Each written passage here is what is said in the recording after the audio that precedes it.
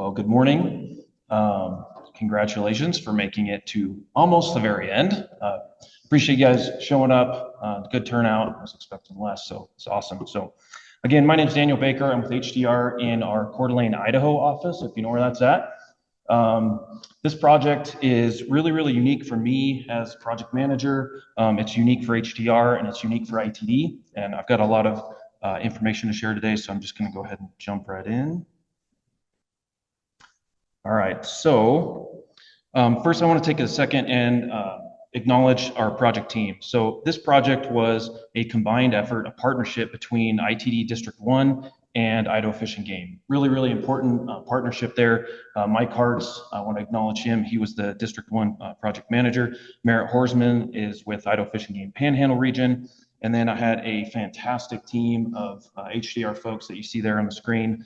2 of them are in this room, so if you have any really hard questions, save them to the end and ask them. Full disclosure, I am not an environmental scientist. I'm not a biologist. I'm a bridge engineer. So I was a wannabe biologist, though, on this project. So it was, yeah, great team. All right, so Garwood-Sagal to the corridor. Where is the corridor? So here we are in North Idaho. You can see the red box there on the screen. It's a 32-mile stretch of US 95 between Coeur d'Alene and Sagal, Idaho. We're just east of Spokane, if you know where Spokane, Washington is at. Will gave a really good talk earlier this week on kind of the statewide study that ITD is doing. This is one of the kind of overall hotspots in the state. District 1 overall has about, give or take, twice the WVC rate as the rest of the state. So US 95 is a federal interstate priority corridor. It's a principal arterial in the region, really important for transportation needs in our area. ITD did, they finished the final environmental impact statement in 2010. And since then, approximately half of the corridor has been reconstructed. You might be able to see here on the upper right on the screen, there's a segment that's green. That's basically a segment that's been reconstructed. ITD's kind of been piecing off projects and moving from south to north over the years since 2010. So the south half is access controlled divided 2-lane highway with frontage roads. The north half is a 2-lane undivided highway with pretty small shoulders. Traffic volumes, you can see here about 11,000 to 21,000 AADT. Those are 2022 numbers. And then in 2050, the projected numbers jump to 18,000 to 35,000 AADT. So you can see quite a bit of growth. Overall in Idaho, we've been growing rapidly for quite a while now, but Kootenai County and Coeur d'Alene area, very rapid growth. So definitely a challenge there. Also wanted to mention railroads. Our corridor is the whole 32 miles. It's basically, we've got not one, but 2 different railroads that parallel our corridor. The south half has UPRR right next to the road, and the north half is BNSF. So definitely makes for some challenges there when we talk about potential wildlife bridges going in the future. So our study goals, the main issue was what are US 95 impacts to wildlife? Ultimately, we wanted to update the previous wildlife movement report, which was included in the 2010 FEIS. That movement report was completed in 2005, so it's been about 20 years since then, and ultimately evaluate existing conditions to better understand daily and seasonal wildlife movements within the corridor. Ultimately, these would lead to recommendations for wildlife vehicle conflict, avoidance strategies, which then ITD would kind of piece out of our final concept report and put into future projects as they continue to march south to north, and then potentially chase some grant applications as well. So a quick timeline here. You can see here our study started in September of 2022, called that phase 1. That was our data collection phase. I'll talk about that more in a minute. We published our new wildlife movement report in May of 2024, which then launched us into our mitigation strategies and a concept report, which we finished in January of this year. And then here we are at that green arrow, kind of in the beyond phase. So we haven't done final design yet. Nothing's been constructed. So those dates are out there in the future still. So our focal species in the corridor were white-tailed deer, elk, moose, and black bear. Secondary species were cougar, mountain lion, coyote, bobcat, wolf, red fox, and any other small mammals that we were able to pick up during our study. By the way, these are some photos that we captured during our study. I'll talk about our camera trap portion of the study here in a minute. So we used 3 key data sets to drive our study here. Wildlife vehicle conflict data. This was a combined data set for ITD crash and Idaho fish and game roadkill data. Will talked about these in his presentation that ITD is using on the state level, same 2 data sets. We also did a linkage mapper effort and then a full-on camera trap study. You might notice that telemetry data is missing from here. Idaho Fish and Game does not have any telemetry data in the region, so definitely a hole there for the study. So real quick on the WBC statistics, again, we looked at the 2 different data sets between June 2013 and June 2023. The ITD crash data, unfortunately, didn't typically specify which species caused the conflict. It just said wildlife. So we had to assume if it was big enough to report in crash data to ITD or ISP, then it was probably a bigger mammal. So we had to assume it was an ungulate. And then again, we used the Idaho Fish and Game roadkill observation database, which is a really, really good tool for our project. You can kind of see some trends here. So in the lower left, that's separated by year over that 10-year data set. You can see kind of a big pulse in 2014 and 2015. We're not sure exactly what's going on there, but we think that is about the same time that Fish and Game kind of made a big public involvement push for the public to use their roadkill observations database. So we think that's why those 2 years are higher. And then on the lower right, you can kind of see the WBC data separated by month. There's been a couple other presentations that have kind of similar trends here, but we get a little bit of an uptick in the summer and then a big uptick in collisions in October and November, probably corresponding to the whitetail rut, which happens in November in North Idaho. Also interesting to note, there's some theories out there too that are, when we go into our time change every year in November, that could impact collisions as well. So, all right, so we did a full hotspot analysis throughout the corridor. We broke the corridor into half-mile segments. Again, combined roadkill and the ITD crash data sets. You can kind of see some of our hotspots here on the map. We kind of ended up with 3. I will say overall, top to bottom of our corridor, it's all kind of hot. And if you looked at Will's study, they had identified this entire corridor as kind of a problem area. So we did find a couple cold spots that you can see there in blue. It was kind of interesting. All right, so our second data set, we went through a linkage mapper exercise, and there's been a couple presentations on linkage mapper.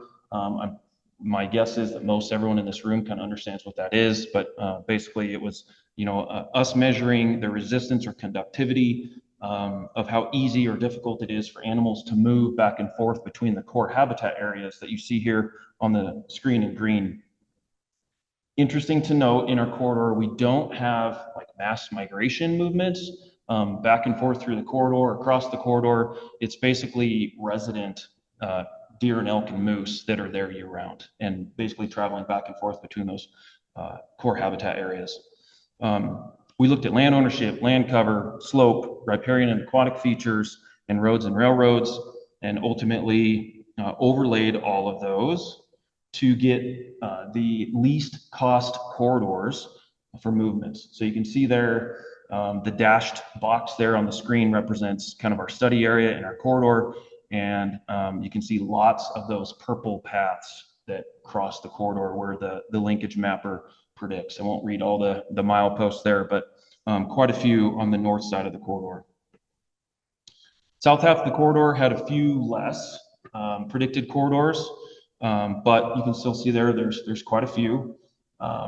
One thing interesting to note here is we didn't have existing fencing in the linkage mapper. And so we did find some discrepancies on what we were actually seeing in the field versus what the linkage mapper predicted, just based on fencing that had been installed. Because again, the south half of the corridor has been mostly built out. So got a nice photo that we collected of an elk jumping the fence. That's pretty standard ITD right-of-way fence directly adjacent to US 95 there. So fences did make an impact on the south end of the corridor. All right, so our camera trap study. This was definitely my favorite part of the project, but the goal here was to complete a large-scale camera trap deployment throughout the entire 32-mile corridor, and ultimately compare our camera trap photo results collected between 2022 and 24 with the 2005 Wildlife Movement Report. So in all, we deployed 44 total cameras between October 2022 and January 2024, 16 months. You can kind of see what that Reconyx camera order looks like there as we were prepping that for the field. The lower right is a pretty typical setup for us. So a couple things I wanted to point out here. So basically the skyline that you see here, my pointer doesn't work, but the skyline you see here in the photo is basically the shoulder of the road. So this camera is about 30 feet from the shoulder of, from the fog line of US 95. Super close. Obviously, you know, all of our cameras were more or less within ITD right away. So it was a challenge for us to select these camera locations that, you know, A, wouldn't get stolen, B, wouldn't get taken out by, you know, a berm of snow while the snow season was happening, and C, had, you know, any remote chance of picking up some wildlife movements. So it was definitely a challenge there on the project. And then you can see the upper right there is kind of some challenging winter conditions that we had to work through during the study. So results of our camera trap piece of the study, you can see here our total photo captures. We had about 112,000 photos of animals. The new photo captures you see there on the right column, about 9,600. You can think of the difference between those. You can think of new photo captures as the number of new crossings. Just to give you an example of what the total photo captures were, you know, if we had a deer crossing in front of the camera and the camera took 5 photos, the first photo in the series would be a new photo, and then the remaining 4 would be a previous. So we did get quite a few animals kind of milling around and loitering in front of the cameras, but you can see there, you know, total photos, we had 91,000 photos of white-tailed deer. So the vast majority of photos were deer. Had about 7,000 elk, 300 moose. Didn't get any black bear, unfortunately. I was disappointed about that, but I had a whole bunch of coyote, had some mountain lion that we captured, a lot of wild turkey. You can see there, I won't read them all off, but quite a few different species there. Ultimately, you know, we mapped where these photos were taking place, and you can see there kind of the larger green circles on the screen indicate more photos, and then vice versa for less. Quick plug for Colorado Parks and Wildlife. We use the CPW Photo Warehouse program. It's a Microsoft Access database program. Really helped us for you know, organizing our photos and ultimately coding everything. So that was great. So real quick, our white-tailed deer photos were basically peaked on the north half of the corridor. We did receive some on the south end of the corridor, but as you can see there on the map with again, those yellow circles, most of them were on the north half of the corridor. On the flip side, kind of interesting, almost all of our elk photos were captured in the south half. So it was almost a line drawn horizontally that split the corridor in half between elk and deer. A couple good photos here. On the lower left, there is one existing wildlife crossing on the south end of the corridor. It's got some wildlife fence up. You can see a herd of elk there moving around the end of that fence and into US 95 right away. And then I know it's a little bit dark, but another herd of elk kind of loitering right next to US 95 there in the middle. Moose were a little more evenly distributed through the corridor. Like I said previously, lowest numbers among ungulates, but definitely had some moose moving through. Big time problems, obviously, when we're talking about potential for fatalities on the roadway when you hit a moose. So all 3 of these data sets that we used, I think we can probably all agree that none of them are perfect, right? Each of them has some imperfections. But when we overlaid all three together, it gave us a pretty good picture of what's happening in the corridor. And I know this is difficult to see, a little bit of a small screen, but basically in the north half of the corridor, those least cost paths from the linkage mapper align almost exactly with what we found in our camera traps. So it was really, really awesome to see the correlation there. And then again, on the south end of the corridor, we saw a little bit of a few discrepancies just based on some of those fencing impacts that I mentioned earlier. So all in all, this led us to recommend some additional areas of study. We had 5 focal areas that we wanted to study more moving forward. I don't have time to talk about some of the other culvert additions or modifications today, but we did make some other recommendations as well. And that launched us into kind of phase 2 of our study. So basically moving into like a concept level or construction feasibility analysis for each one of these locations. So we wanted to get some kind of concept level survey. So we went out with a Phantom 4 drone and took some low altitude aerial images and ultimately mapped all of our hotspots and brought it into Bentley Concept Station, if anyone's aware or familiar with that program, to basically allow us to work through some concept level quantities and do some visualizations that you'll see here in a minute, and ultimately feed that into an estimate that ITD could use for moving forward with these future projects. We also completed an environmental desktop scan, which basically was a red flag search. We wanted to make sure we weren't missing anything at each one of these focal locations in terms of the environmental side. So for each one of these hotspot locations, we looked at both over and under crossings. We worked through all the different design parameters. What is the vertical clearance need to be? What's the horizontal clearance? What's the width? What's the length of each one of these crossing locations, which ultimately fed into a concept level cost estimate, again, that ITD could use for programming these future projects. We looked at key factors like topography. That was a huge one for us in terms of over versus under. You can see here the kind of the upper right photo. That's a visualization that we took from Concept Station and Lumen RT.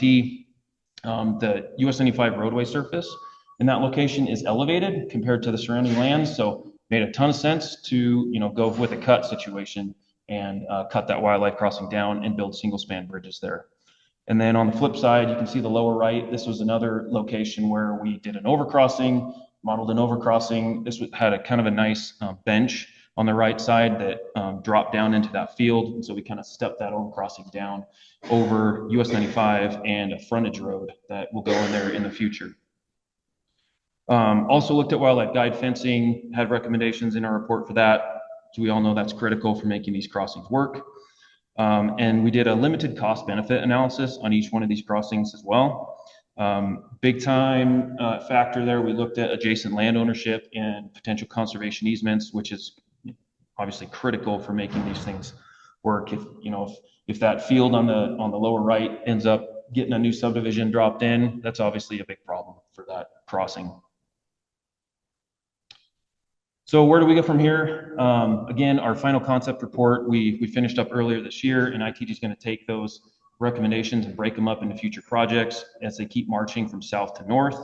I realize that the slide's a little bit dated at this point, but the grant applications, it's kind of up in the air right now. But ITD is looking for potential grants to chase. And ultimately, we want to end up with something like this on the lower right in our corridor. This is the new Survey Pass crossing that has been wildly successful for ITD. That opened up late this year and already has thousands of documented mule deer across that. So I'd love to see something like that, constructed in the Garwood to Sago corridor. Hopefully we get there. And with that, we'd like to take any questions if you have anything.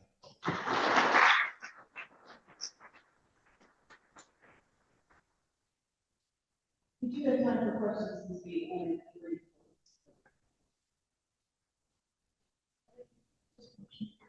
Sure. Make sure I understand it too. Yeah. First, I just want to say you didn't tell me.